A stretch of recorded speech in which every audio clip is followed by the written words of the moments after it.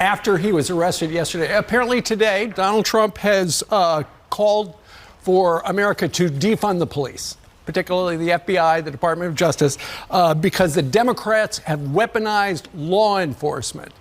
All right, who in this panel, raise your hand, who thinks that's a good idea? All right, nobody. Oh! And that was the brutal awkwardness on Fox and Friends when their six-person citizen panel, stacked with Trump supporters, went silent on Donald Trump's call to defund the police.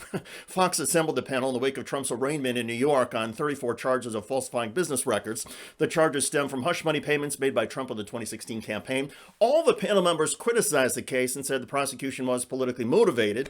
After the stunning silence, though, on Trump's call to defund the police, host Steve Doocy turned to one panelist who had a family member murdered, and she explained her disagreement with Trump on defunding law enforcement while still getting in a Republican talking point about the Manhattan DA. Watch. We need the police in our communities, all right?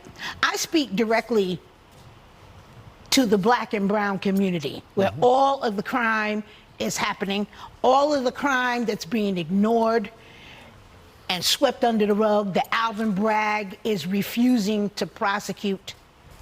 We need the police. If we don't have any other defense or deterrent for the runaway crime that's happening, at least let us continue to have our NYPD.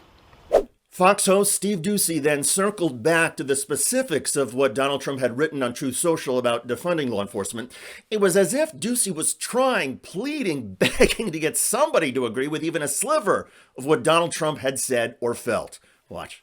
What he apparently posted was Republicans in Congress should defund the DOJ and FBI until they come to their senses. He wrote, the Democrats have totally weaponized law enforcement, as I just said, in our country and are viciously using this abuse of power to interfere with our already under siege elections.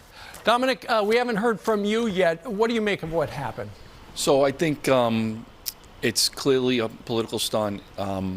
I think there are much bigger cases to chase after. Or we still haven't heard of the Jeffrey Epstein case. No arrests have been made about that. We know dozens and dozens of high-profile political people were involved in that scandal or in that case. I'd be much more interested to hear about what happened on those islands and what happened in those cases. Much more before I hear about Trump and his business dealings. Again, there was no support for Trump's call to defund law enforcement, just a desire for law enforcement to do more in other investigations. It should be clear by now that Donald Trump is skating on thin ice with Republican voters when he calls for slashing the Department of Justice, FBI, and other law enforcement agencies. A lot of Republicans reflexively associate that with Black Lives Matter and other progressive groups that have highlighted the racism and unlawful brutality that some cops have against minorities. The idea that Donald Trump would join any cause on the left just because of his own experience, well, that will confuse Republican voters and get them to tune out or perhaps to change the subject, as we saw in this focus group. And I suppose in his next screed, Donald Trump will be more precise about the FBI and the Department of Justice and his claims about a deep state conspiracy against him. Still, we should all be grateful for Trump blasting law enforcement as sloppily as he just did. Because when the issue of fairness gets picked up by Fox News and other conservative organizations, it may help in the broader debate about the role of police in our society. Law enforcement across the United States has all too often been unfair.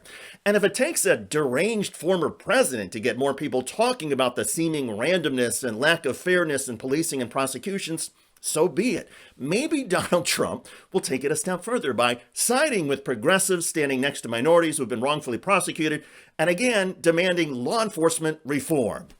Okay, I know. It's all about Donald Trump. He's not going to stand next to progressives. Nonetheless, there is nothing wrong with broadening out the discussion, even on Fox News. By the way, top Trump supporter Lindsey Graham keeps getting teary-eyed when asked about the Trump case. Is Lindsey Graham okay? Check out that video at the link below. I'm David Shuster. Thanks for joining us.